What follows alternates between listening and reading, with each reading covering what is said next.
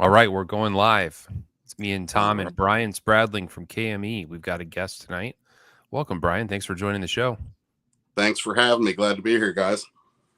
That's right. It's FFIB. It's live. It's Saturday night, and we'll give it a minute. Let people join the room. It'll take a few minutes. Oh, starting to get some people in now. Oh man, let me post this to the group. So, Brian, we used to broadcast directly into Facebook, and it was wonderful because people in the group could see that the show was going on, and then we'd pin it to the top of the group. But now Facebook doesn't allow streaming into groups anymore. So we're broadcasting live into YouTube. Yeah, I remember when that change happened, and I used to definitely get on there and watch, and then still on YouTube. But yeah, I remember when that was going down. So we've been reacclimating to our new home on YouTube, but it takes a little extra effort to get people over here, but it's working. That's 7 people with us right now already. Nice. Get to hear about some KME awesomeness. Yeah. Samson Edges is here. That's my good buddy Patrick. He's a fellow West Virginia guy. I'm from West Virginia, Charleston, and we met 7-8 years ago, I think, and through KME. He had a KME, and we met on Instagram and through Messenger, and realized we were both in the same state, and we actually are about 2 hours away. So we found a shooting range that's about halfway, and we'll meet up once in a while and go shooting, talk knives, talk sharpening. And he's an amazing sharpener. So we invited him to Blade Show twice now to help demo KME, and he helps a lot of folks, in the groups and learning sharpening and whatnot. Well, when his profile photo on YouTube is a KME sharpener, that's some dedication. Nice. Yeah. Well, West Virginia is certainly one of the most beautiful states in the Union. And Tom, you may not know this, but they do not have a Costco. The whole state. Yep. We do not. We have Sam's Club. We're club team, I guess. You got to run over the hill and go to Winchester, maybe. My cousin lives in Wardensville, so just across the border. Gotcha. And I've got family in Winchester. Yep, beautiful part of the country. Yeah. Thanks. So is Indiana, and well, that's kind of you, but no. Very flat, and very corny. Yeah, I like the mountains. Me too. Tom's got mountains. I got mountains. We and Jason were in Boise visiting Jeff Loffer, and Jason points over there at these hills. And Jason's like, look at those mountains over there. I got yelled at 3 times on that trip. They're like, no, those aren't the mountains. Those are the hills. I was like, they look like mountains to me. And they're like, no, those are the mountains. I'm like, okay, they're a little bigger. Yeah. Backhanded. Yeah, the West Coast mountains, you could be in the sun and have your T-shirt on and still see the snow caps. West Virginia, we aren't that high, but nope. It's everywhere is hills. There's almost nowhere flat here, but yeah, it's we don't get the snow caps or anything. Last time I went through your state, it wasn't long after the 2009 stimulus bill hit. And at the time, you had the senior senator in the Senate. And I remember all of your highways were brand new. They were Autobahn quality everywhere. It was amazing. Yeah. It's kind of rough now. We used to brag. You hear a lot of people talking about we had great roads, but it's not as great as it used to be. The infrastructure definitely used some work, but beautiful roads and fun roads. Right. We're driving through Florida, and you'd be on a straight stretch just for miles and miles, and everywhere here is more like Gran Turismo and corners, turns, and you want a manual transmission and you want sport suspension. Yeah, absolutely. So for those who don't know, Brian works for KME, and Tom and I have known Brian for several years. He's been in the group for a long time. Anytime any of you ever have a KME question, I tend to tag Brian. And KME has been a good partner to the Millie Club. You guys have donated stuff many times to giveaways and promotions and fundraisers, and we appreciate it very much. I'm sure. Well, I hope that a lot of sharpening business has come your way from all the times that Tom and I have talked about it. You guys certainly make a great product. Yeah, well, thank you, and I'm sure it has led to a lot of folks getting into KME, and we love supporting the community when we can. And you all have one of the best, groups on Facebook, definitely the best Spyderco group. And I've always enjoyed being on there. And every time you all do a giveaway, if we can, we definitely enjoy getting involved and giving back a little bit. So for those who don't know, the KME is a fixed angle sharpener. It's made in the United States. Now, a lot of the fixed angle sharpeners that Tom and I talk about are made in Europe or they're made in Russia. And we like them, but we sure would love to support an American-made product as well. And KME hits the mark. And I think for value, for overall value, you guys make the best sharpener around. Like if you have $300 to spend, or even $250, and you want to buy a world-class sharpener, the KME is where to go. And maybe you can give us a tour of the model that you have behind you. We got a brand new KME that just came out with 6-inch stones. You want to show us a little bit about that one? Yeah, absolutely. Absolutely. So appreciate the kind words too. A lot of the sharpeners are great out there, and I don't have anything bad to say about any of them, but if you want a USA made sharpener, your choices are definitely limited. And we are 1,000% USA from the case the sharpeners come in to the foam inside of them, and the Precision Control Plus is the system that Ron came up with to sort of answer any questions we've always had from our users and our base that wanted something a little different with maybe different features. And, I'll still recommend the original KME, which I have one over here, to most folks that want to ask, what should I get? And are we still on? Yeah. I soloed you so that we could see the sharpener. If you hold it up, you'll get a better view of it. The window change. But yeah, this is the new one that takes 6-inch stones, 6-inch accessories, Precision Control Plus. And Ron and myself and the whole crew, we listen to the feedback, of course, from all of our users for years. And, one of the biggest questions was always 6-inch. A lot of the new sharpeners are 6-inch, so a lot of the accessories and aftermarket stones are 6-inch. And then all the little things that people would maybe bring up, like I want to use an angle cube, or I want to have a spot to zero my angle cube, or on the original KME, there's, just a little touch of play and the pistol grip to base post fit.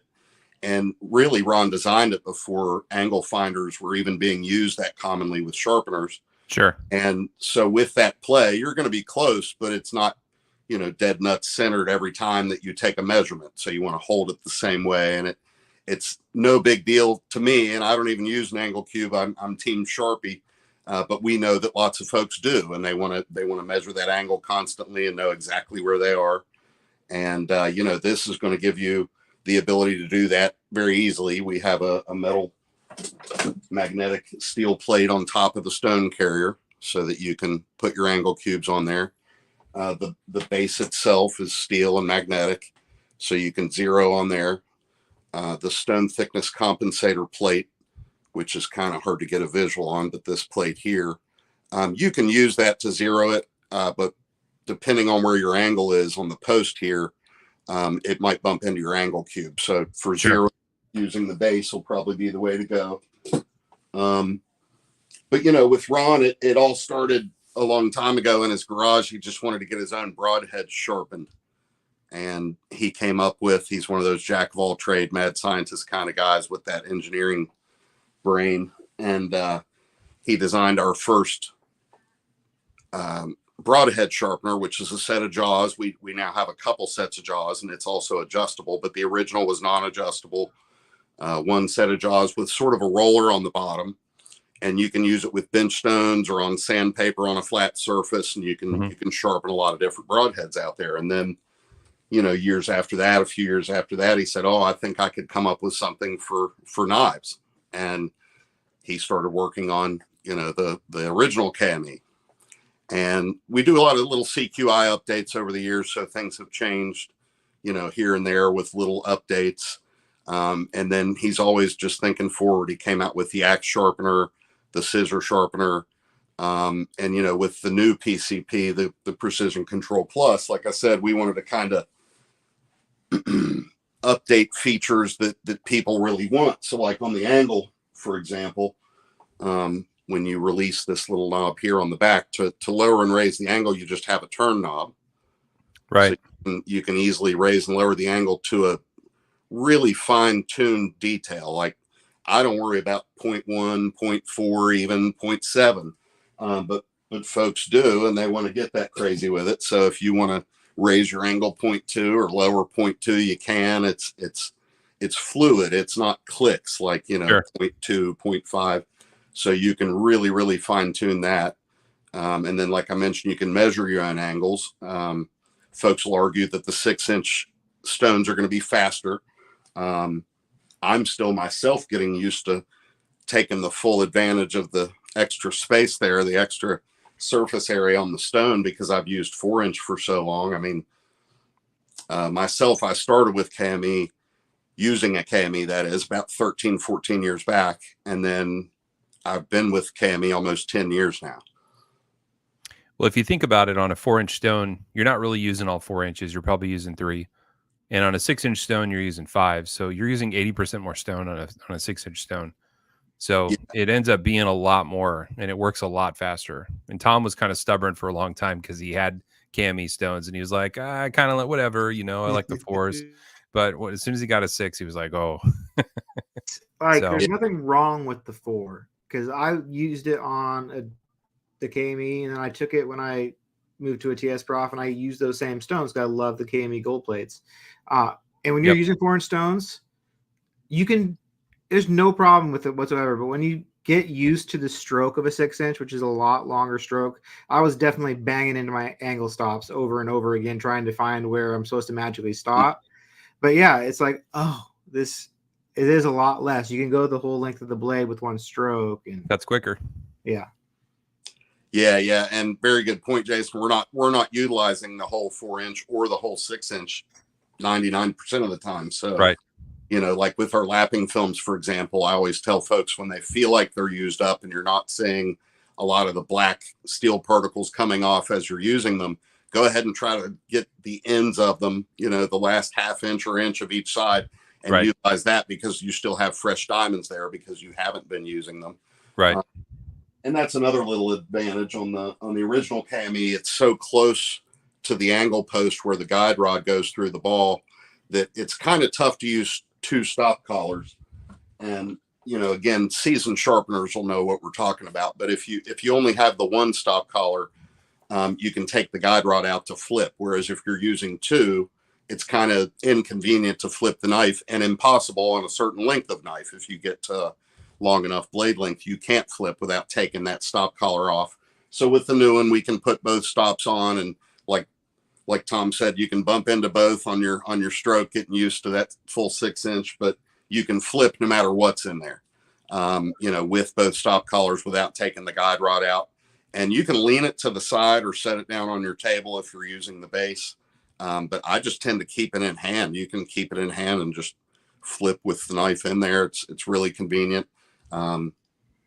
So again, nothing wrong with the old way, but the new way is a little faster in that respect too. So maybe you can just so people understand the difference. So what's the original KME system called? Is it just the KME sharpener, or is it the Precision Control, and the new one's the Precision Control Plus? Yeah, so the original is the Precision, the KME Precision Sharpener, and then the new one will be the Precision Control Plus, more control plus these features, extra features, you could say.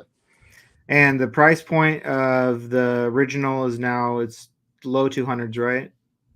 Yeah, low 200s on the original, and you know, just over 450 or so on the new one.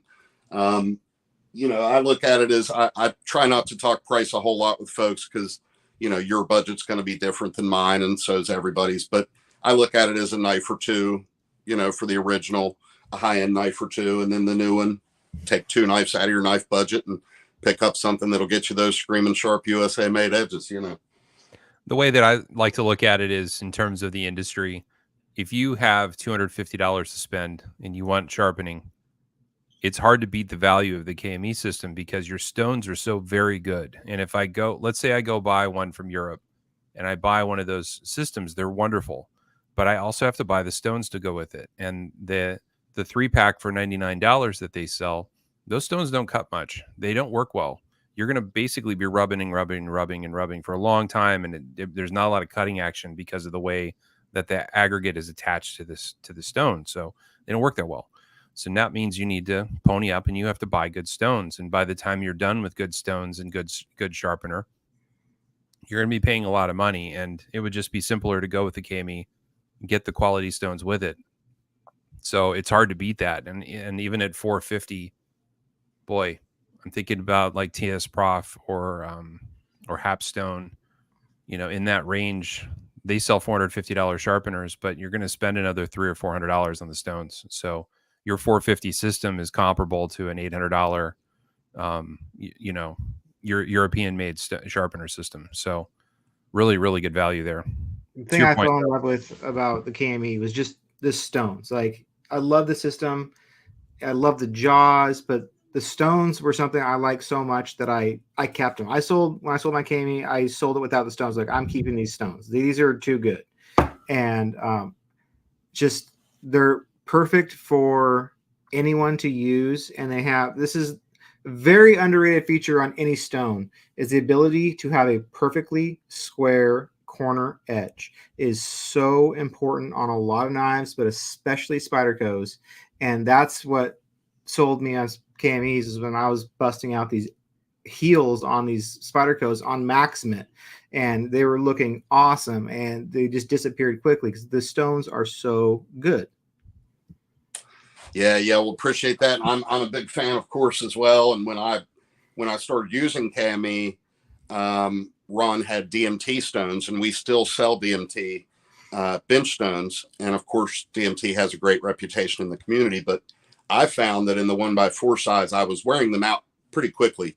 And so, he looked into getting something more reliable. And so we started with, we want a steel plate, nickel plated, and the nickel plating is really part of the key for holding the steel, the diamond particles on the steel plate. And, our stones will typically last hundreds of sharpenings. And the finer stones, those particles don't hold on quite as well as the more coarse stones. So, if you do wear out a set of KME stones, it would typically be your 1500 and maybe your 600 eventually would wear out first. But my original set of Gold Series 4-inch stones have over 500 knives on them. And I've definitely talked to lots and lots of other folks and users that have had the same experience. One of my knife maker buddies, I believe he said over 1,000 on his first set. And so they're just ultra reliable, and they have a break-in period like any diamond plate sharpening stone does. So they'll be even extra aggressive for a little while. So we do recommend, getting some beaters done out of the way when they're fresh and new. But once they're broken in, they'll cut at that same level just for a long time. And, the corner that you mentioned, Tom, we were getting in the beginning a little bit of those diamonds would creep up the side of the stone. And we've talked to our manufacturer and, of course, tried to let them know that that's a big priority. We do not want diamonds creeping up the side of the stone. We want that nice, flat corner. So most of the time that's good to go. You still might see a little bit of diamond here and there, which me personally, I'll take it if I see that and just scrub it on the side with a ceramic stone and knock some of those off. And, but yeah, I'm able to get clean heels too. And that was a big frustration for a while. And we mentioned my buddy Patrick at the beginning. He's got a great video on his Samson Edges channel there on the heel with Spydercos and KME. But yeah, we can get it right up to the plunge grind. There you go. And have it nice and clean. What do you got, guys? What we're talking about here is this spot right on the edge of the heel is very, very difficult to sharpen with a Venev stone or with some of the other stones that are on the market, the Choceras, because you're going to scratch your plunge. If you want to if you want to run the edge all the way to the heel, to the ricasso, you have to have a stone that doesn't have any grit on the shoulder. So Brian and Tom both have knives. Like, I haven't done mine yet, but they both have after results where the edge goes all the way up to the heel. And that's kind of like the next level in sharpening. There's lots of ways to make a knife sharp, but when you see a guy that knows how to do that clean, then that's somebody that's probably been sharpening for a long time. Yeah, yeah, and it's one of those things that we could easily not worry about it at all and just get the knife sharp, like you said. But if we're typical OCD knife nuts and we want everything just right, it's definitely Yeah. pleasing to get that done. This is a $70 Venev stone. I think they're around 70. And this is a fantastic stone, but you can see the edge is the same material as the top. So if I try to do that PM2 with this stone, I'm going to leave scratches on the plunge. So the trick on that is either you run a piece of tape down the side of your stone, or you run a piece of tape down the plunge, and you hope that you don't cut through it with the stone while you're working it. So it's a really strange solution to spend all that money on a stone and scratch your knives with it. The other thing about those stones is those Venom stones that I had, like, they get out of flat fairly easily. They come not totally flat, but the gold series they're flat. They stay flat. They're not going to get unflat. They're what they need to be, and you don't need to like maintain them and lap them and all those other things that you get into the knife maintenance or the stone maintenance portion of like expensive stones. And when you do eventually, like 500 knives, I don't think people comprehend how many. You don't own 500 knives. So if, like, let's say average collector has 50 knives, you sharpen 10 people's full collections, and then you're caught up to that. Like, that's so many knives. So if you ever did run out of them, though, the 4-inch stones are what, $25 a piece if you bought them individually? Yep. Pretty cheap. Yeah. Yeah, and then we have a 3-stone deal. You get a touch of a discount there. But yeah, the idea that they always remain flat is great. I used to, again, going back, when I started with KME, we only had the DMT. And then so I've been there when Ron dropped the lapping films, the CBN strops, the diamond strops, all the different accessories. And I used to use the Chaucer stones exclusively for my mirrors before we had another option. And, they're great. They have amazing feedback. They leave an amazing polish, but the side of the stone is just as abrasive as the top and the bottom, like you mentioned. And they're always, slightly dishing out on you. So you have to lap them and keep them flat. Just a lot of maintenance. The fact that you have to keep them wet and all that all the time. So yeah, I mean, since we dropped the lapping films, which is probably 7 or 8 years back now, I never touched my Chaucer stones again. Yeah. Yeah. The convenience of either stropping or using films for when you do want to go for a mirror it great outweighs the headache of the maintenance for me. You just mentioned something that's very big selling point for me. You don't have to do it wet. You can sharpen dry. That's like a big deal because sharpening wet kind of sucks. It's really messy. It's miserable. It's just a mess. And like my first sharpener was a Edge Pro Apex with the little suction cup feet, and you sharpen wet. And by the time I'd be done, that thing would be slipping all over the counter because the counter's all wet. I couldn't keep anything in place. It just looked like a sloppy mess. Yeah. I prefer just a drop or two of mineral oil, not enough where it's dripping anywhere or a mess. But our plates, you can use them dry, you can use them wet, you can use them with drop of dish soap in the water, you can use them with oil. That nickel plating is common on like rifle barrels, and so it's very, very tough and will stand up to any kind of chemicals that might be in any oils you would use. And yeah, that it's just nice that they're always flat. And you don't have to worry about any maintenance other than maybe cleaning them once in a while, which, you can just use a fat eraser if you're using them dry. If you're using oil or water, just a little extra oil or water. I mean, I never touch mine with anything other than a little couple extra drops of oil when I'm done with each stone, rub it around, wipe it off, put it away. Yeah. I'd put a drop of oil on mine and then just magic eraser and they're done. That's it. You don't need to do anything else. Yeah. I tend to wet sharpen. I don't really have a reason other than I feel like it's a little cleaner. I don't like to wipe the blade for sure. I'm always scared I'm going to wipe a diamond across it and scratch it. I have done that before. So I like it wetter because then I know it's rinsing off a little bit and I can take a microfiber and just kind of clean it up a little bit more. And yeah, cleaning the stones is easier, but I'm like you, Tom. I like a little magic eraser, a little Windex, cleans it up real nice. Yeah, magic eraser, so many great uses. Yep. Oh. Louis said he used his Cadet Pro on a fillet knife today, and he found that it was flimsy. It was hard to do. So Louis, did you? I'm guessing that you spread the clamps out to maximize that. With the fillet knife, you're going to want to spread them out so that you get better coverage across the knife. But I don't think the Cadet Pro is recommended for anything over 9 inches. So depending on how long the fillet knife was, it might not have been long enough for you. And clamping too close together might be a problem for that kind of knife. But yeah, they tend to wobble on you as you get the stone out towards the edge. So a little tricky. Yeah. Speaking of clamps, can you hold up one of your sharpeners, either one of them again, and just show off the best jaws on the market? Yeah. So the jaws that we have, this is the original. And now we have the double clamp bar. He was talking about fillets. We can spread the 2 sets of jaws out.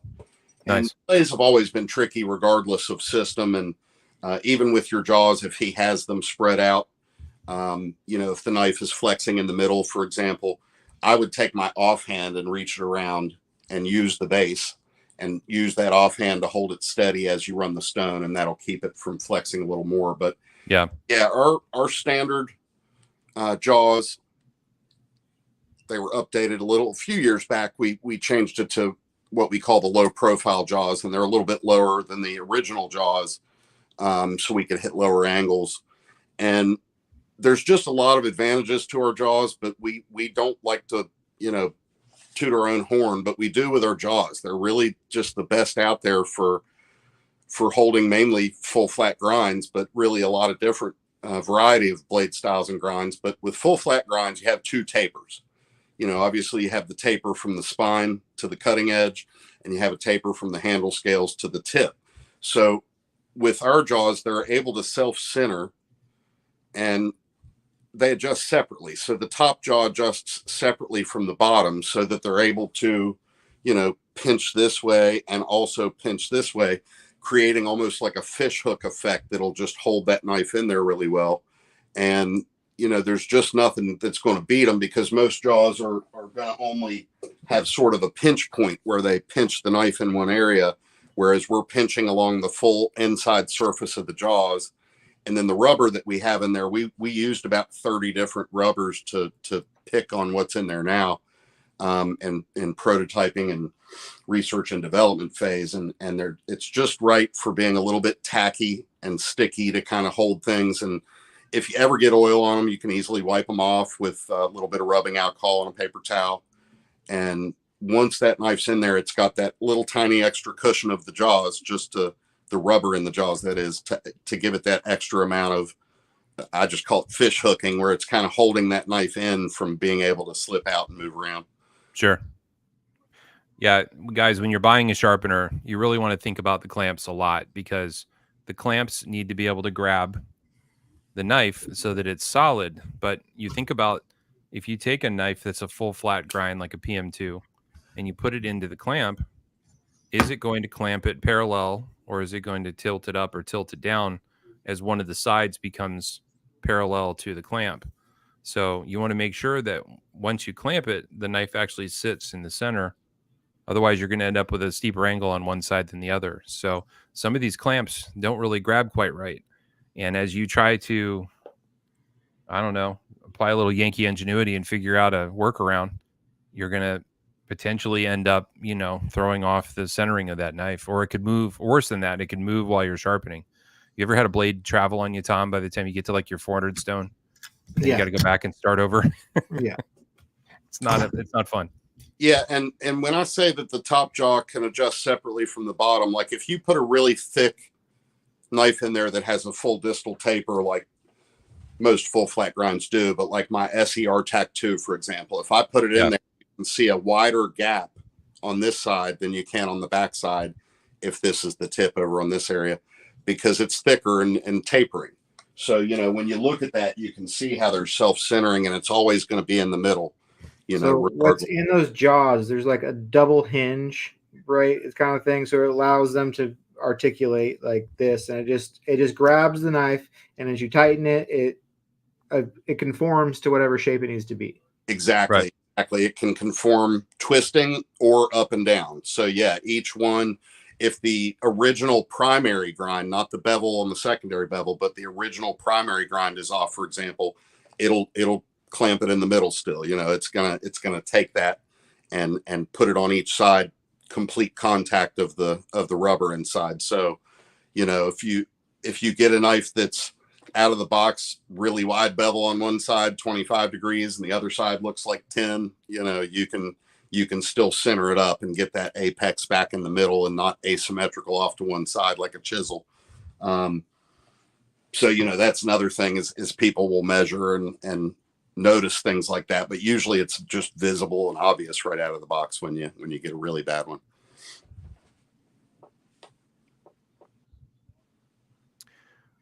I remember when the Work Sharp precision sharpener came out, and it was $100 sharpener, and it gave people the idea that like that fixed angle at a really cheap price. The big limiting factor was it only had that one stone, and then they came out with a competitor product that was a little superior that had interchangeable devices, but even that one was $250, and I was shocked at the number of people that kind of, in my opinion, they fell for it when they should have been looking at the KME, because you guys already had a product in that price point that was far superior, where you could replace the stones, where there are aftermarket products available. And then you get, you know, you guys are legendary for having world-class customer service. So on top of all those other things, it really showed the value of your system, I think, in a new way. And I remember at that time, you'd see so many people buy them, and then they'd go, well, it's kind of wobbly. And then guys would go, well, I found a way to, like, what was it? 3D printed brace. Yeah, they were using plastic printers to print their own braces to go underneath the system so that it wouldn't wobble. And it just seemed like a lot of money to spend on something that required some janky. The amount of excuses I hear out of people like, all you got to do is replace this and fix this. Right. I'm like, or just buy a KME like that. Or you just get a KME. Just get a KME. Yeah, well, we're not gonna hate on anybody getting welcomed into to sharpening at all, and you don't have to. We'll do it. Yeah, there you go. But you know, if they get something and then they end up at KME, that's just fine too. And yeah, that was even a little bit of a loose collab with Work Sharp. They're a nice group of folks. We always chat with them at Blade Show, and they wanted a kit, you know, fixed angle system, small, something not electric like their grinder. And so yeah, Ron helped them out a little bit there in the beginning when they were working on it and coming up with jaws and all that kind of stuff. So, you know, good group of folks. But yeah, we get a lot of folks that come from other sharpeners and end up at KME, and we absolutely try to provide the service you mentioned. And you know, we're right there. If somebody has questions, whether it's email, phone call, Facebook Messenger, Instagram, I try to answer. Usually within 24 hours. Sometimes on the weekends, I'm not always available, but usually sure. I try to be. And then after hours too, you know, a lot of folks work till 5 or they're in a different part of the country or even the world. So I try to be there when they're available and when they have time. The nice thing about your customer service is, like, I've seen people post like, my jaw's messed up, and you just mail them a new piece and it's coming from the US, and it's got to be there quickly, because I strip out screws on my TS Prof and I go scrounging through my RC car parts to find something that's going to fit, because how do I get a replacement otherwise? Like, it's not so simple. Yeah, I mean, when you make thousands of something, you know, there will be issues, and there will be times when you need to replace a part and something's out of spec. And yeah, if we see that, we're apologetic and we take care of them immediately. Sometimes we'll request pics before we'll send the part out, but that's about it. Other than that, yeah, if we see that you have a KME and you have an issue, we're gonna send you whatever you need to get it right and get it taken care of. And you know, very rarely, once in a while, we'll ask you to send a part back if it's something we want to investigate and see what might have happened with production or went wrong. But that's, again, pretty rare there.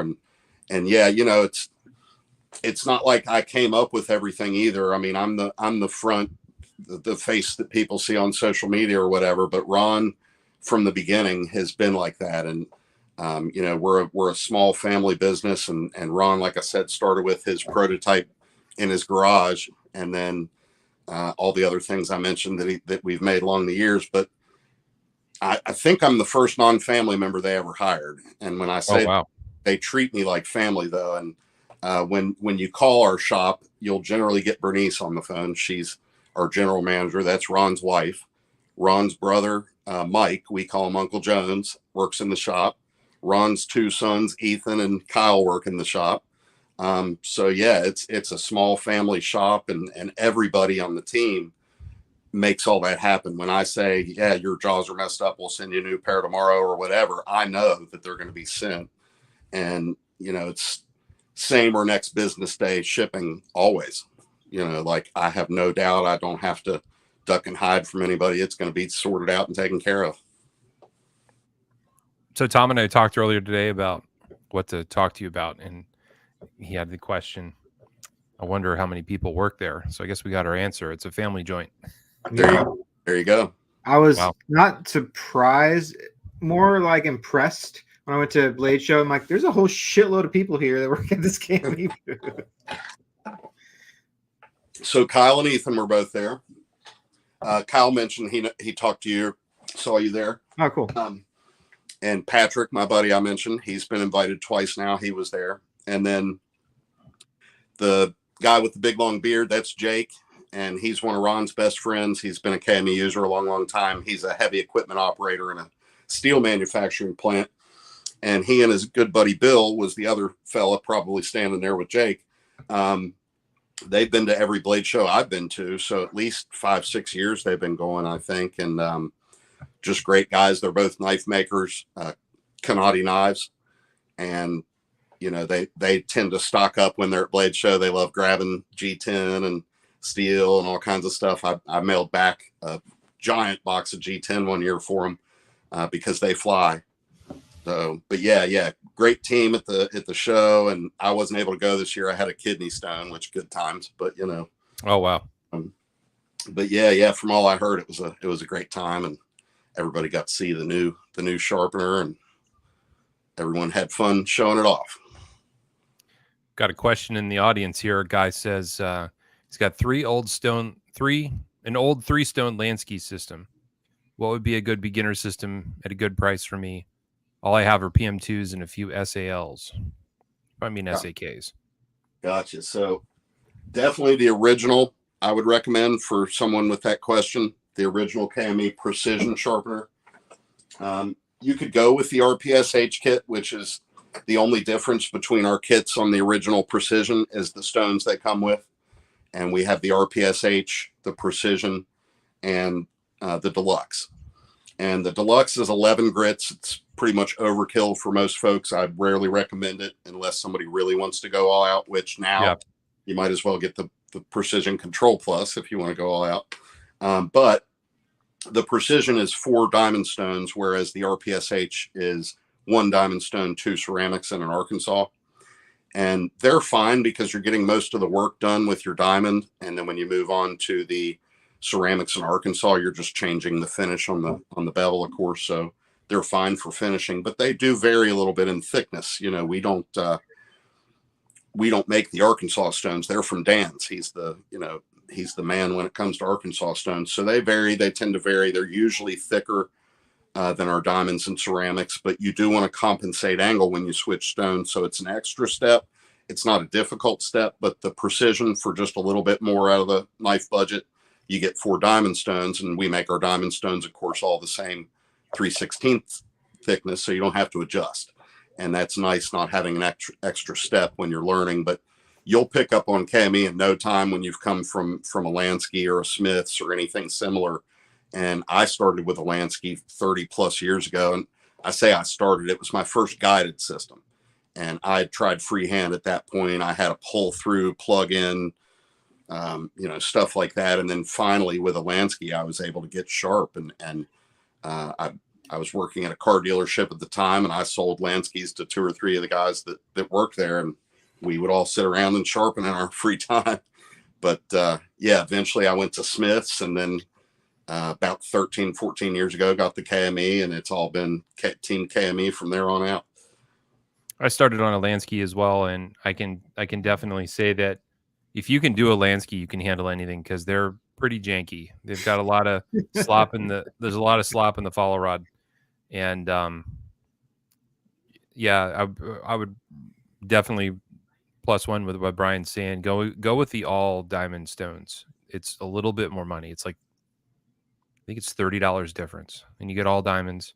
You're going to be much happier with the cutting. If you have a lot of PM2s, then that means you probably have exotic steels, and you're not going to want to go with an Arkansas stone on something like a S110V. You're gonna have it's a long day. I would definitely want diamonds for that job. Yeah, when it comes to modern super steels, you're never going to beat diamond and CBN and Yeah. you know, changing the finish with an Arkansas and Maximet. Yes, it'll happen, but it'll definitely take longer than with a diamond. So I definitely recommend the 4 diamond kit more often, the precision, and that would fit his needs really great.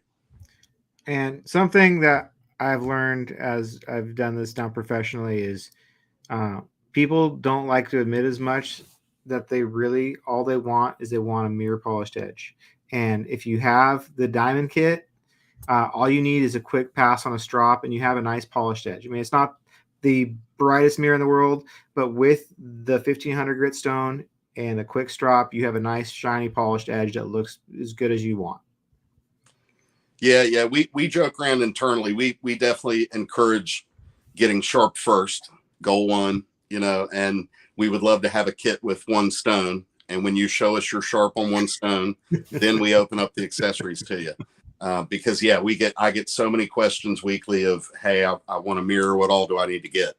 And I always try to slow them down and say, hey, you know, don't get too much. Don't start with too much. Start with less.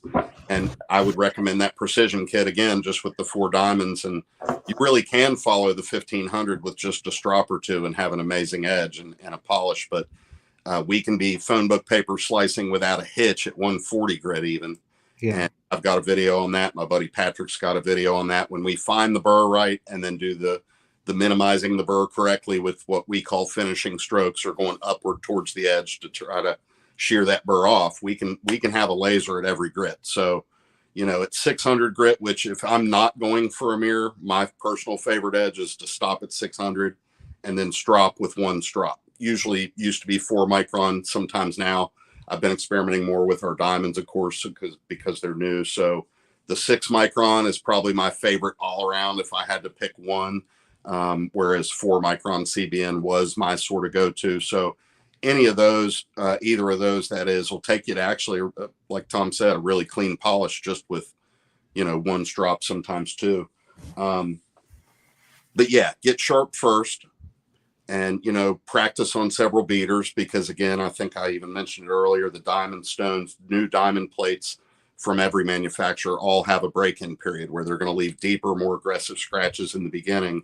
So you want to let them get broken in before you ever worry about a polish or a mirror, you know, and then go from there and decide, okay, I'm hair whittling now. Do I even care about mirrors anymore? And some folks will go down that rabbit hole, some won't. And, you know, we can get you there for sure. We've got stuff that goes all the way to 0.1 micron, which is 160,000 grit. And we already believe that's overkill. So, you know, if you're getting that, it's not because I told you need it or anything. It would be because you want it. And then, you know, there's stuff on the market that goes to 2, 3, 4 million grit. So we don't even stock any products like that. And I wouldn't even want to fool with going down that rabbit hole. I'm perfectly happy.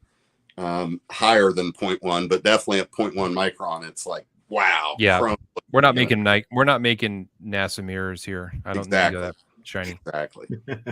Brandon Lowe says that he pulls out he pulls out the beast stone and uses it when he's reprofiling, even though he no longer uses his KME. Tom talked me into buying a beast stone, and I ruined several knives with it.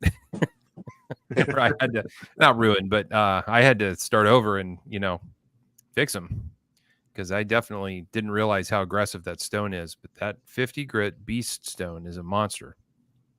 Yeah. So when Ron was developing the Gold Series and we were moving out of those DMTs I mentioned, the lowest grit, if my memory's correct, was going to be the 140. And I said, I think we need something more aggressive. So he sends me a few weeks later, a month, whatever, the 100 grit.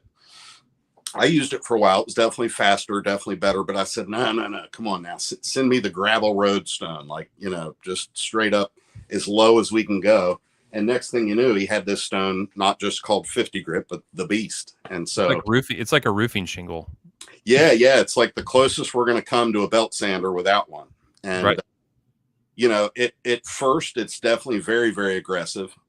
And there's language on the website that I would like changed at some point, but we don't even recommend officially apexing with the Beast or the 100. You should apex at 140. But if you have a lot of steel to remove, you're reprofiling, you're fixing heavy damage, the 50 is a lifesaver. And once it's well broken in, I apex with mine often and on just about any steel out there. The only knife that I wouldn't recommend apexing the Beast with, if your Beast is broken in, would be really thin knives, boning knives, fillet knives, maybe even certain kitchen knives. But if the apex is really thin and it's at a really low angle, the Beast will just shear that burr right off. You'll never build it up, and you might even see some microchipping. So we wanted a stone that aggressive, but it does also take definitely some care and knowledge to get the job done right.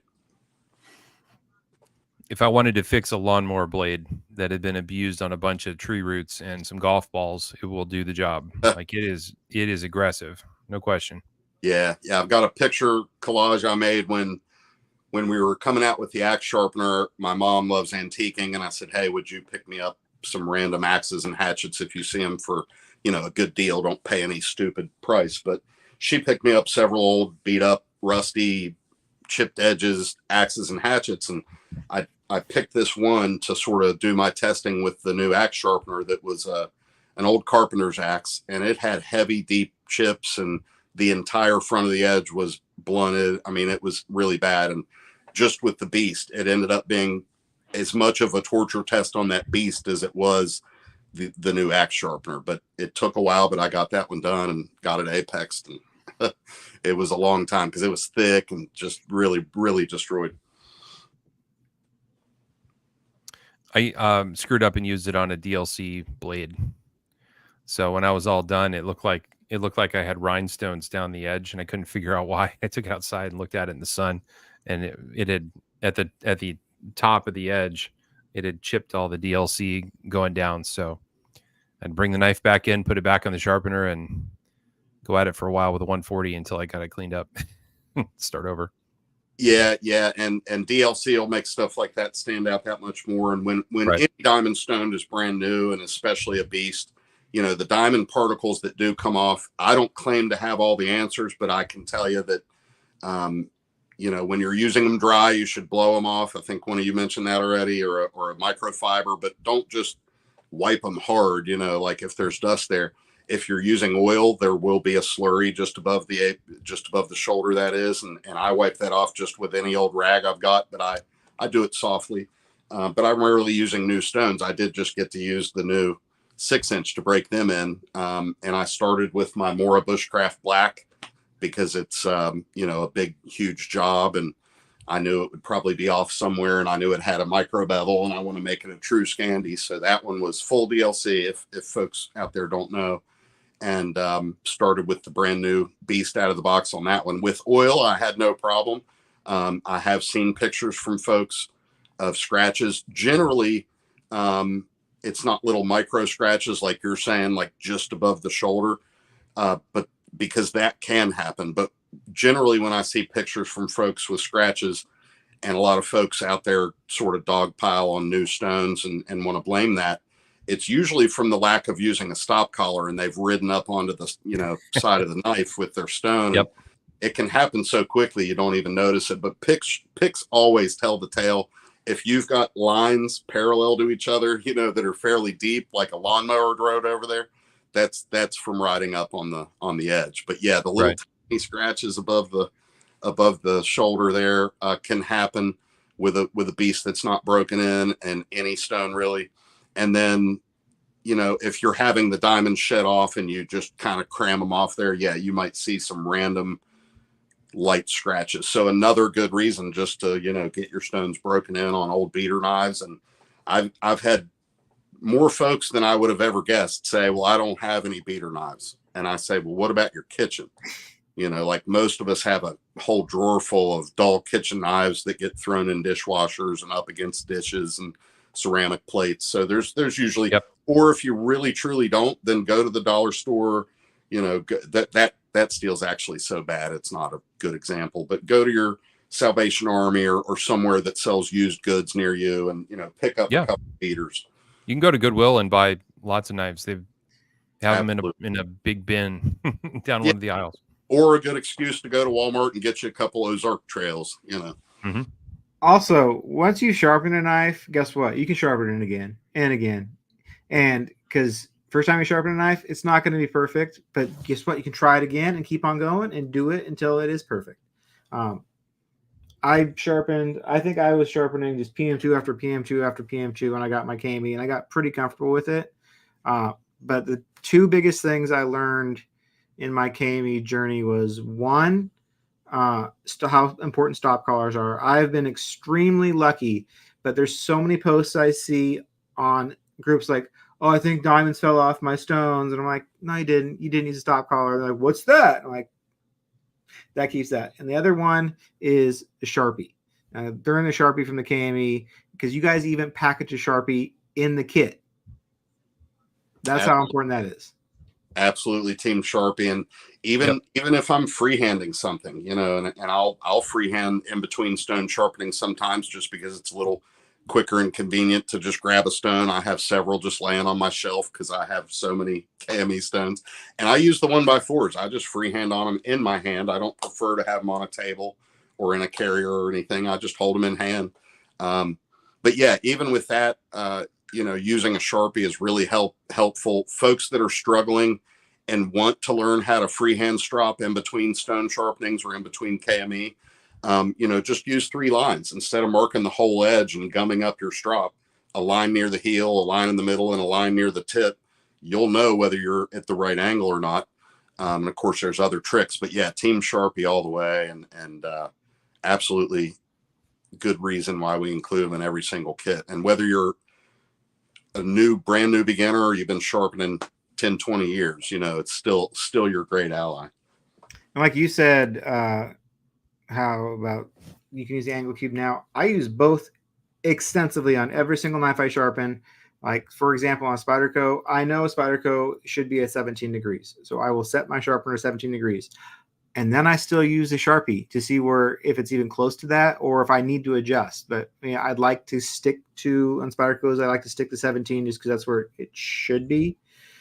But sometimes, no. Sometimes it needs to be 19 degrees because that's where the existing edge is and there's no reason to take off all that steel. So then you use the Sharpie and you go by that measurement to see where, in reality, where that edge is. It's not hypothetical. There's so many posts and every group I see talking about, like, I sharpen knives at 20 degrees. I'm like, that sounds like a lot of work. What was your basis for doing that? And it's never like, well, that's where the Sharpie's at. It's always like, well, that's where I heard a good EDC edge should be 20 degrees. It's easy way to mess a knife up if you're just going to an angle and you're not using any Sharpie whatsoever. It's a good way to eat a bunch of steel for no reason. Yeah, and it's so many things there, so many layers, but you're wasting your own time, number one. And if you're a new sharpener, you just want to get sharp. So let's say you do think I need to have everything at 17 or 20 or whatever later, then worry about that later. But initially, you should just match what's there, and you'll still have work and trouble at a heel or a tip or somewhere usually, or one side's different than the other out of the box, so many layers there. And then, if you get a guy that, oh, I heard this or I heard that, like you mentioned, I've got a picture I saved, and the guy heard his hinder would slice better at as low as he could get it.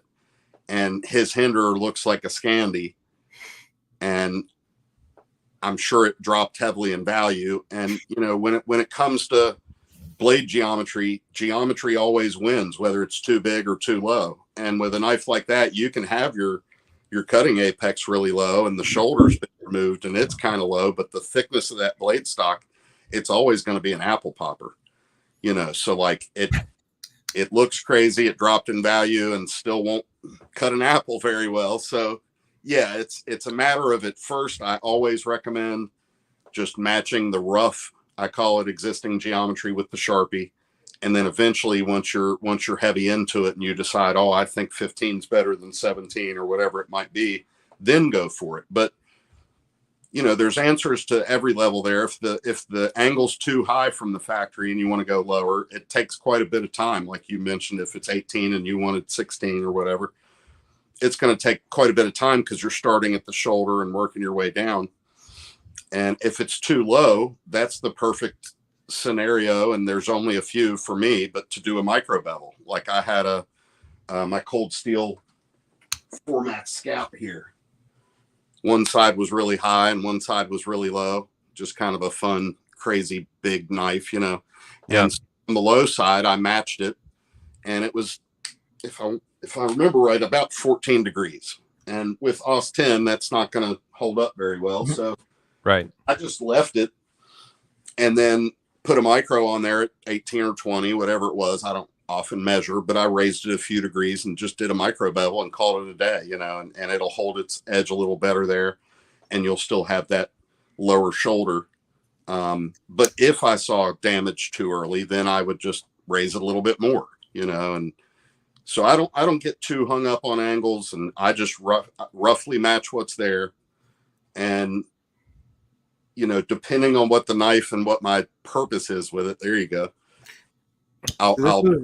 This is one that I used extensively, the Sharpie, to find this one, because this one, it looks like a normal edge. Like, it's a hinderer. It doesn't look like it's a tiny bevel. But using the Sharpie, this thing had my TS Prof maxed out. This is 28 degree edge. And if I would have just went with the throw a 20 on it, that would have fucked this knife up. You'd have been there for hours. Yeah.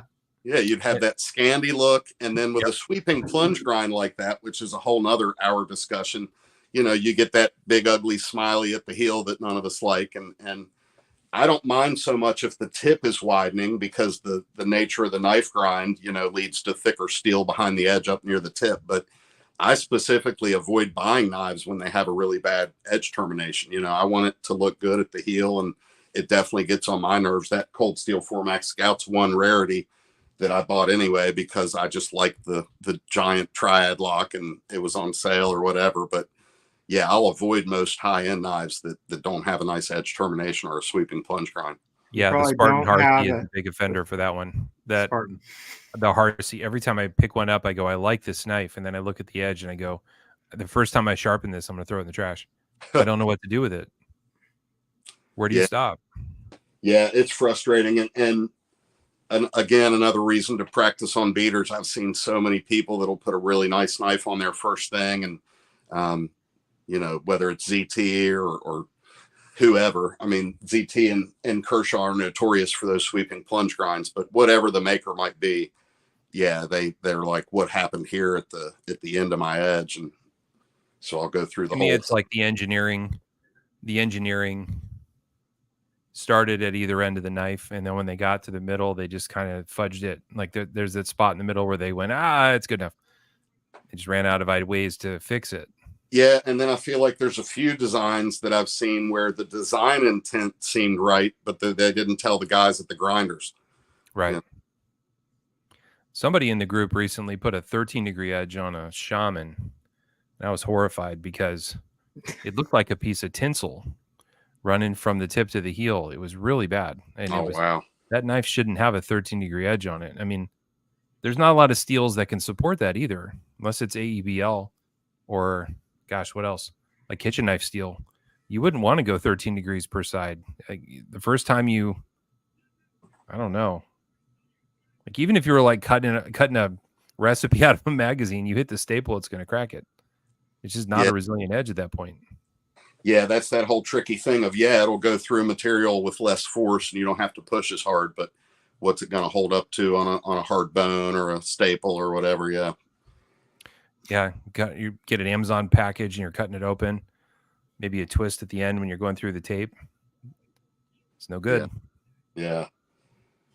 So, yeah, guys, when you're sharpening, if you're just making a dull knife sharp, use a Sharpie. And the goal is remove every bit of the sharpiness. And you'll know that your stone is at the same edge as the knife. And if you do that, all you're doing is you're taking a dull knife and you're making it sharp, and you can get done quick. If you decide that your knife needs to be 17 because you read it on the internet, your knife might be at 30. And you go, I've had Viros before that were at 28, 29. And, everybody says M390 is supposed to be at 17. Well, guess what? You're going to spend several hours removing material before you get that, you get all the Sharpie gone. It's going to be a long time.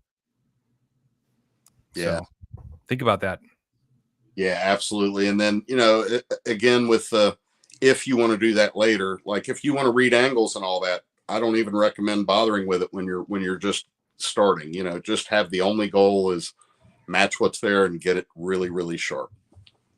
Do you have you produce videos? I haven't seen the KME's videos themselves, but who do you recommend learning from? From you? I learned from watching Knife Crazy is how I learned the KME. Who are your Knife Crazy? Great. I met him at the first Blade show that I went to with KME. Matt, super nice guy. I think there's a picture of me next to him with my hand up because he's like well over 6 foot. I'm like 5'8". He's big old dude, big teddy bear though. But yeah, Knife Crazy's great. We put a lot of great videos on the KME channel, which Ron's videos, my videos, Patrick's videos. But the thing about YouTube, and we appreciate anybody and everybody that makes any video, but there is some bad advice out there in certain videos. You got a lot of folks I'll get once a week, twice a week. Hey, I'm at 1500 grit and I can't find a burr. And we don't want to be looking for a burr in the grits. We recommend finding it once at lower grit and then avoiding it and keeping it minimal and minimized for the rest of the stones through flipping often and doing the finishing strokes at the end of each stone. But there's a lot of internet videos where they say, hey, you got to get a burr on every stone. So like there's a few negatives there. You're wasting your time for one thing. You're getting a headache because you can't build a burr big enough to see and feel at 600 and 1500. And then the worst, you're ruining your apex. You might end up really sharp, but you've bent that steel back and forth so many times it's very weakened. It's not going to hold an edge for you. You go through cardboard once and you're like, why is my knife dull already? And that's probably why.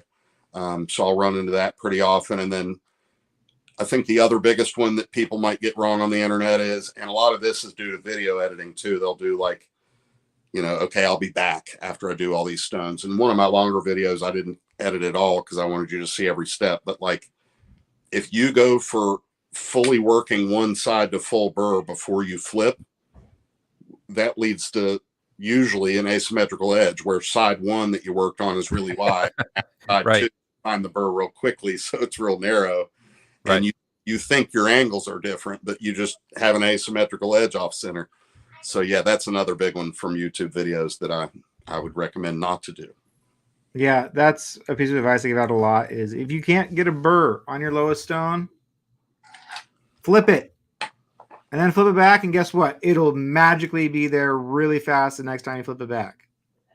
Yeah, so yeah. Some people advise that you're supposed to count strokes on each side of the knife. And I don't think you need to be that regimented about it, but be mindful. If you've been sharpening one side of a knife for half an hour and you flip it over, you're going to have to put another half hour in to put the edge in the middle. Otherwise, you're going to have a chisel grind and not equal reveals on either side of the knife. And I want the edge to look the same on the left side and the right side, typically. Yeah. And you want to watch closely, of course, with your own eyes, because if you're counting strokes and the knife out of the box isn't noticeably one wide side and one narrow side, but it's a little bit.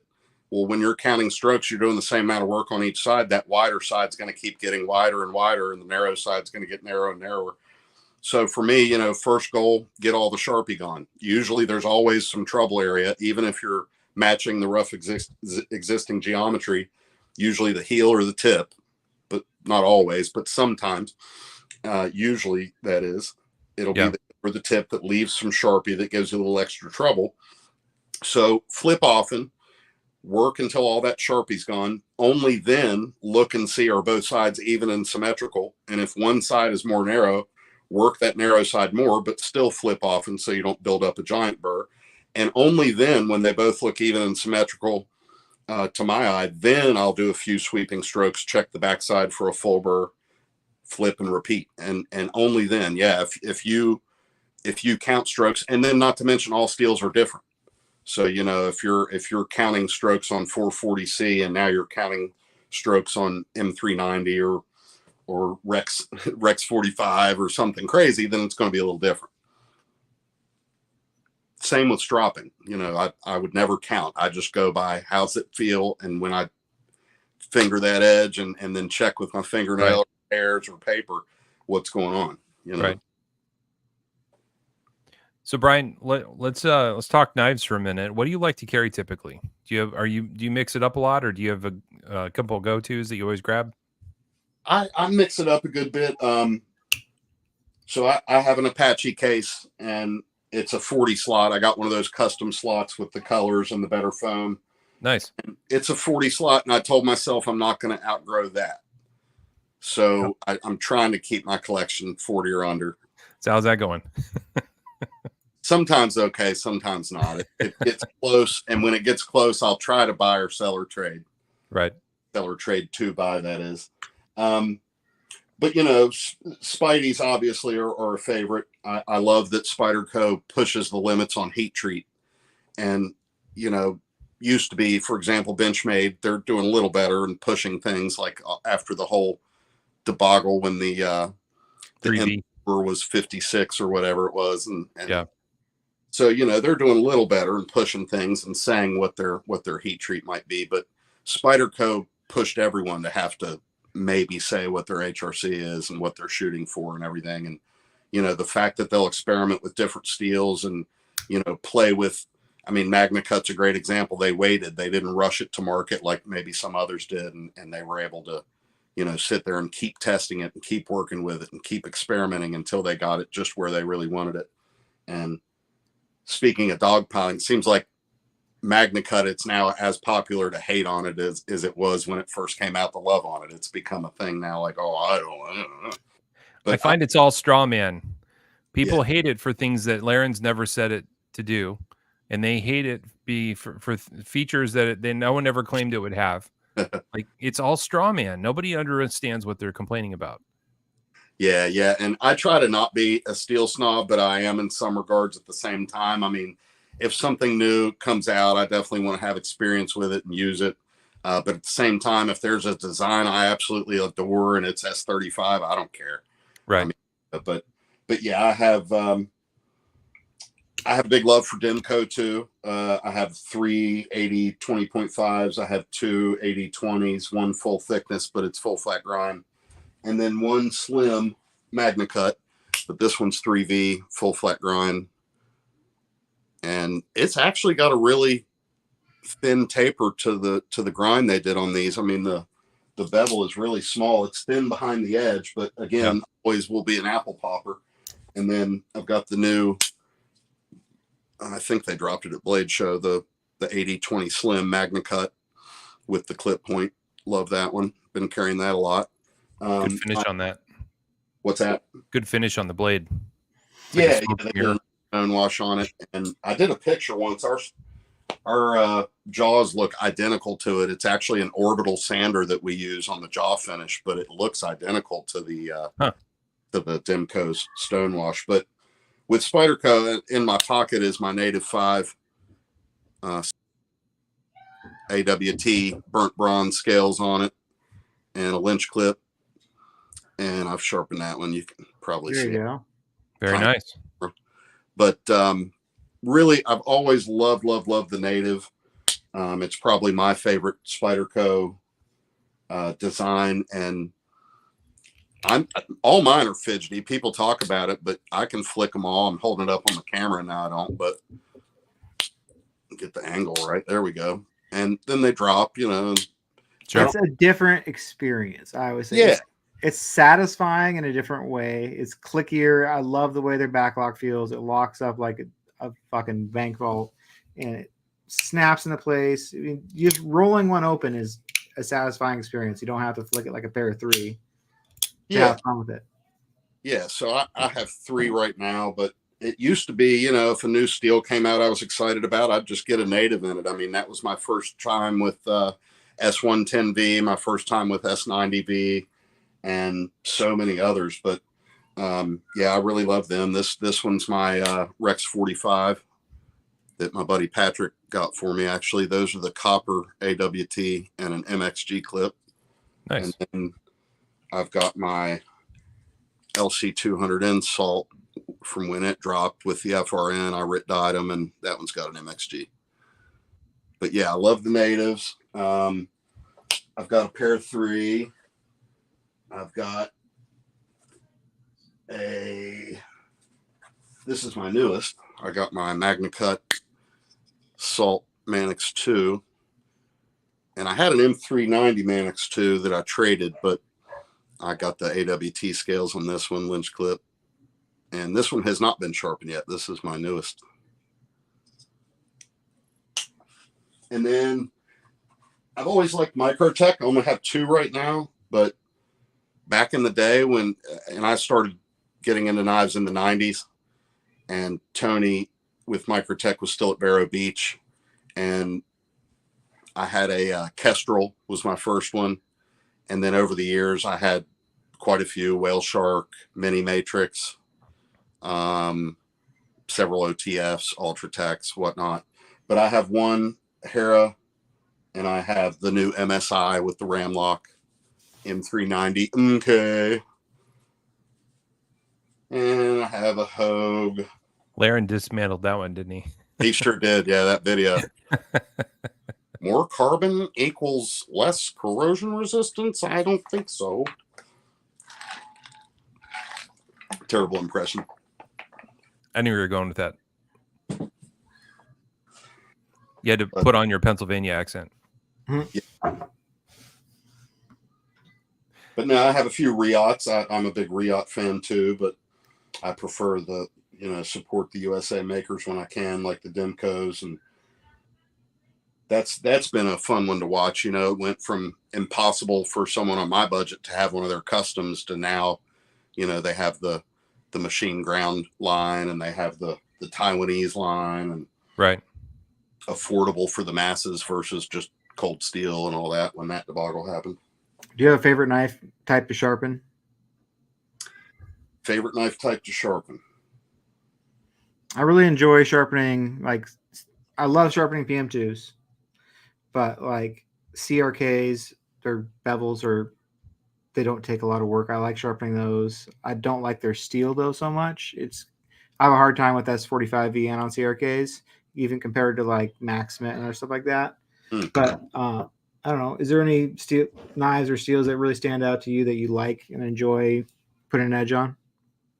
Well, I think with diamonds, you know, there's really none of them that present too much trouble. You know, once in a while there'll be a run of Maximate or a run of, Rex 45, or there was another one just a few years back where several people messaged me the same week with microchipping when they were trying to sharpen.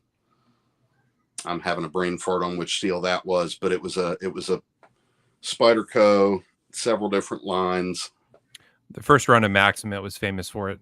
Yeah. They fixed it later, but the first run was really problematic. Right. But that's when I see it usually, as if it pops up to where a bunch of our users notice it. And in that case, you could just move to a finer grit, use less pressure, and it would take longer, but you could apex successfully there and not see the microchipping. But as far as like a favorite for me, I almost want to say like 3V, M4, you know, the tool steels definitely are nice and tough, but sharp and faster. I don't have any problem with stainless, but you know, sometimes the burr is a little trickier to see and detect, or you might feel like you had a full burr, but there was an area that it wasn't fully apexed, and you know, whereas you can kind of see like a solid crisp burr on certain tool steels. So maybe I'd say something like that. It's hard to have more fun than a nice toothy 400 grit M4 edge. Yeah. Go to work on some cardboard with that. Just feel it grind through this cardboard, just like, you know, that kind of sound. You get that gritty cutting sound as it cuts because it's aggressive. That's fun. Yeah, yeah, and again, I don't label. So you'll see so many people say, "Oh, this steel's hard to sharpen," or that one. I don't label them that way, but it's nice having resharpenability is an attribute that I think is very overlooked, because once you know how to sharpen, you can do it easily and quickly on any steel. But when you have a knife that will come back clean and easy, it's fun to use the crap out of it. Yeah. Yeah. So this is a Wusthof, and it is X50CR MOV15, and I sharpened 3 other knives from this set. I am absolutely not looking forward to sharpening this, because the other knives took me 4 full sharpenings before it was actually sharp. So like this steel, when the guy dropped off the last 2 in the set, I was like, fuck, I don't want to sharpen any more of these. But this steel to me is the first steel I've experienced that is legit. Like, I don't know. I don't even know how to explain it. It's bad. The whole edge just like falls apart. Like, burr doesn't go away, it stays there, and then when it does, it chips.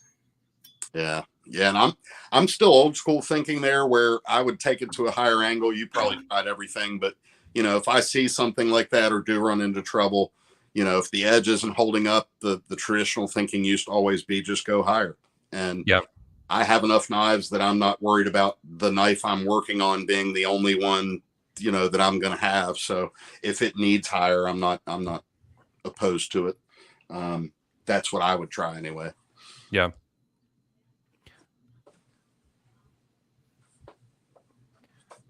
Well, guys, I think we covered it. Anything else we should know about KME's life, Brian? Anything coming to Blade West, maybe? I don't think we're going to Blade West. I'll have to still talk to Ron and everybody about that, but I haven't heard any plans of that. We haven't ever done Blade West. That would be fun. But no, the PCP is the biggest thing. I probably didn't even talk about it enough. But, just a lot of new different ways to sharpen with it. And we tried to cover everything that everyone's ever really asked us about or pointed out or wanted in our sharpener. The micro adjustment is fantastic. That's such a good feature. I know on my sharpener, I've got a Cadet. It doesn't have a micro adjustment. So what I find is I'll tap, tap, tap, tap, tap until it's at 20 degrees. And then I'll tap, tap, tap, tap, and it'll be at 14. I'm like, oh, and I got to keep, like, it's really hard to get it dialed in, and it just takes longer. And then if you have a system that has a crank on it, you can dial it in and you're good. It's just faster and easier. And you don't have to re-zero that one, because the Cadet, you have to re-zero whenever you make an angle change. You have to put it back on the stone and put it to 0, because the clamp doesn't stay in the same spot when you move the whole arm. The whole clamp moves a little bit up and down. Yeah, I can. Unless you just crank the crap out of it. Yeah, and with ours, you can do that micro adjusting, and it's hard to see on this, for me anyway, hard to see on this tiny little screen. But you just slowly turn it, or you can go fast. But it's just super fine tunable. And then you have a set screw back here that when you lock it in. Okay.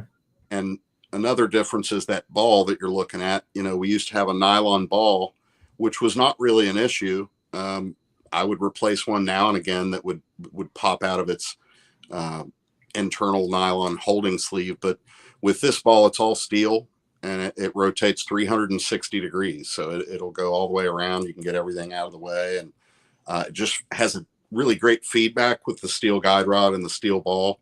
Mm-hmm. Really pleasant to use and just feels great. And then, can you move it to your right a little bit, Brian? You're almost off the screen. Perfect. Sorry. Yeah. But yeah, it's really great for feedback and just feels really awesome. You've got a hole here for the stone thickness compensator, which I did not bring in with me, but it's very easy to use. I'm in my wife's art room, by the way, all this junk, if anybody it was beautiful. But yeah, and then it's got we call it a quick detach for the pistol grip, just pops right in and out of the base. So it's got a slot there that's shaped similar to just pop in and pop out, and it locks in nice and solid and 0 play, when you've got that down. So if you still sharpen in hand like I do, I've never been a big base guy. You can still sharpen in hand, sit in your lazy boy or sit in a tree stand or wherever. But but yeah, and anybody that has any questions, definitely feel free to just reach out, and I'm, easy to find on YouTube and Instagram and Facebook. And Well, I'm happy that you guys have this new sharpener because it really fills a hole in the market. Because I get asked all the time, and people like they want to spend more money. I get it. People want to spend money on stuff. They're like, I want something fancier than the original KME. So how do I buy your TS Prof? I'm like, well, my setup's like $1,000 with stones. So it's nice now. There's something that's in the middle. That's everything I'd wanted in a sharpener. And I haven't used it, but I've been recommending it nonstop because it's kicks ass and it's got everything you need in it. It fills a really nice spot in the market, like budgetarily. And even if you don't want to spend that much and you want to spend the $225 on the base one, it's the best one in the price category already. So yeah, and we No appreciate. question. I see you commenting often on posts like that, and we see 10 of them a day, don't we, in the groups of which sharpener do I get, what's the best and all this, and I chime in sometimes and say, hey, lots of great sharpeners, but KME, you should look at us. We're 1,000% USA made.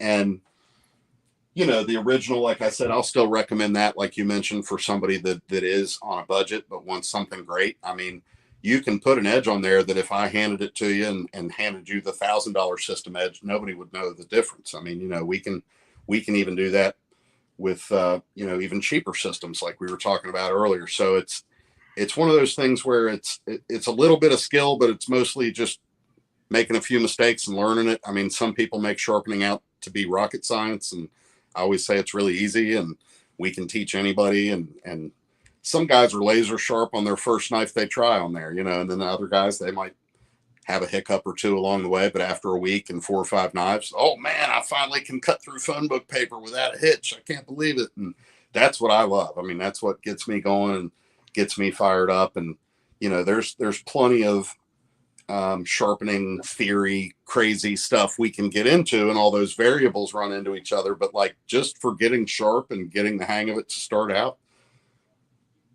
not rocket science at all. Just jump in there and be willing to use a beater and keep going on one knife until you're sharp. I think that's well said. I think of it a little bit like video games. It's easy to learn and hard to master. It's not that hard to figure out how to sharpen a knife, but the more you do it, the better you get at it. The more you learn the tricks, the more you start to become intuitive. The more it, I don't know. Like I remember like 3 knives in, I felt way better than I did after my first knife, and then 10 knives in, I felt 10 times better than I was after my third knife. Like each knife made me better. And then I had one knife that I sharpened like 6 times because I'd get all done and I'd use it for a few days and I go, I think I can improve it. And I would go back and put it back on the system and do it one more time, and it'd get a little better. And I was learning as I went. So there is something really fun to that. You can really spend a lot of time mastering this if you want to, or you can just put a sharp edge on your knife and go cut stuff. Yeah, and it's very much that. It's if speed is your priority, throw it on there and be sharp in 5 minutes to go cut hay bales, the twine off and throw hay. But right. If you sit back and say, oh, I want this one to just look really great and have a polish and this and that, you can take as much time as you want and really lay into it and say, okay, I'm not rushing here. I'm just going to do my best. And for me, it's one of those things where, yes, it's simple and it's not rocket science, but I'll always call myself a student, and I'm always learning and I see new things. And, Yep. it's a fun skill to always improve on. And it's like Lexa says, I guess, the relentless pursuit of perfection. I've never had what I would call perfect, but I'm always working on it. Right. And if anyone's watching this and wondering, why should I sharpen? Well, sharpening is not just a side quest to this hobby. It's not just a necessary evil. Sharpening is it's a whole hobby. Like, that's how cool sharpening is. You get to take knives, which are awesome, and you get to take sharpening, which is extremely satisfying, and you get to make this hobby that deeper. And the connection that you have to a knife you have sharpened compared to one that comes out of the box is immensely different. Like when you say, I put this edge on here and you can show it off to somebody, it's like really something to be proud of. And I feel like this hobby is not complete unless you are able to at least put an edge on your own knife and call a knife your own. Yeah, and then you're not going to be scared to go use the shit out of it either. You know, Yes. I can remember when I sharpened well, I would get a new knife and not want to use it because I didn't want to lose that crisp edge. But now I'm not worried about any factory edge because I feel like I can get it sharper. Well, fellas, I think we should wrap it up. We've gone an hour and a half now, so why don't we wrap it up, and we'll see you guys next week. Thanks for being a part of the show. Thanks for watching, everybody. I'm glad you could all be here. Thanks Randy, for having me, guys. Randy likes to sharpen. Brian says stay moist. That's right, Brian. So thanks, Brian. Thanks for being here, and we'll see you in the group. Thanks for having me, guys. Have a good one. See you guys.